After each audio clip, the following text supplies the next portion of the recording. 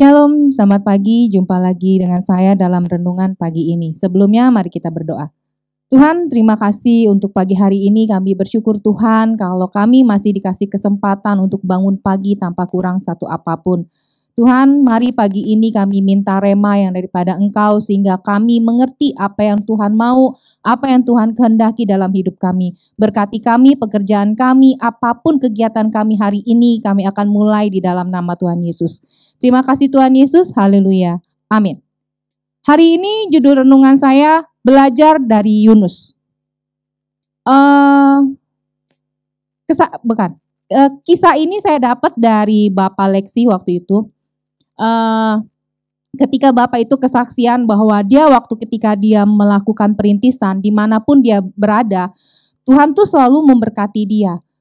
Di otak saya langsung keluar seperti ini.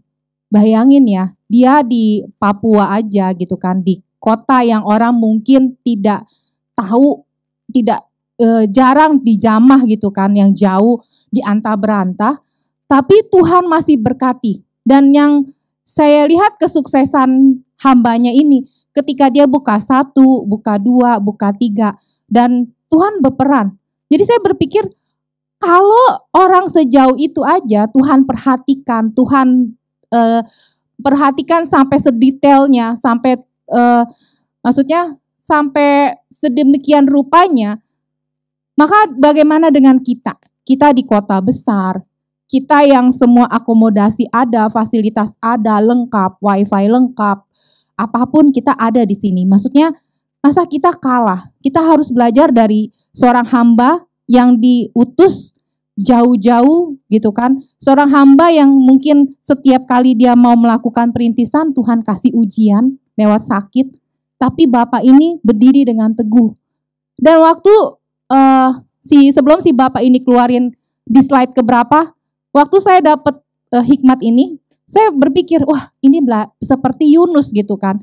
Yunus saja yang kabur gitu kan, bisa Tuhan tangkap.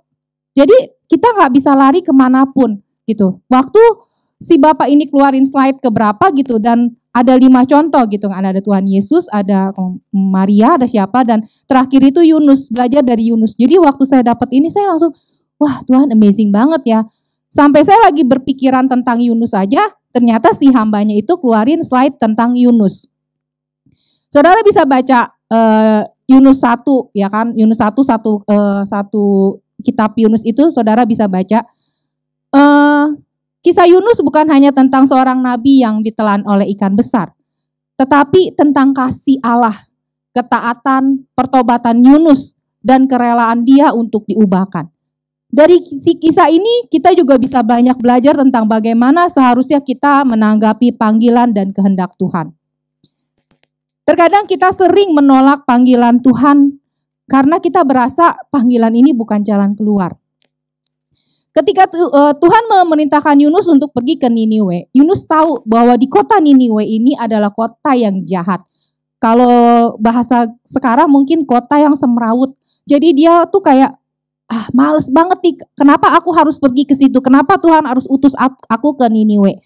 Dan dia melarikan diri ke Tarsis. Arah yang berlawanan. Yang Tuhan mau, dia pergi ke Niniwe, tapi dia malah kabur ke Tarsis. Kadang kita seperti Yunus, kita takut, kita nggak percaya dengan rencana Tuhan. Kita kadang melarikan diri dari apa yang Tuhan mau, dari panggilan Tuhan. Saat kita merasa tugas kita nggak nyaman. Apakah hari ini, saudara dan saya, kita sedang melarikan diri dari panggilan Tuhan? Apakah ada bagian dari kehendak Tuhan yang sedang kita hindari karena takut dan kita tidak setuju dengan Tuhan?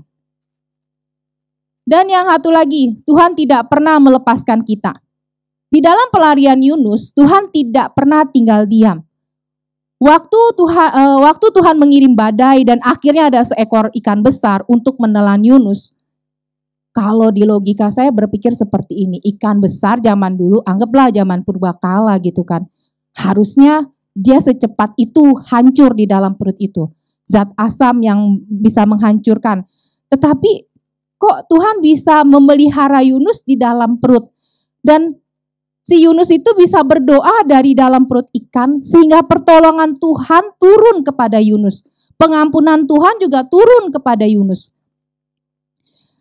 Ikan besar itu menelan Yunus bukan karena hukuman semata, tetapi Tuhan mengirimkan ikan besar itu sebagai sarana untuk menyelamatkan Yunus dan membawa kembali ke jalan yang benar.